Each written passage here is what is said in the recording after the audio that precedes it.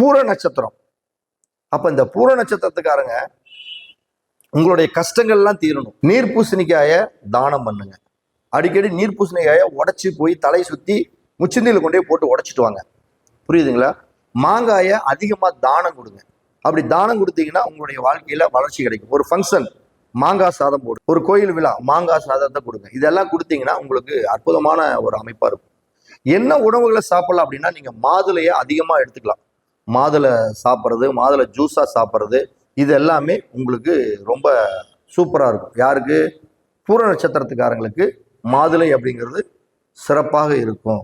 அதே மாதிரி கல்கண்டு சாதம் எடுத்துக்கங்க, உங்களுக்கு அற்புதமா வேலை செய்யும். சப்போட்டாவை அதிகமா சாப்பிடுங்க, இதெல்லாமே உங்களுக்கு சக்சஸ் கொடுக்கும்.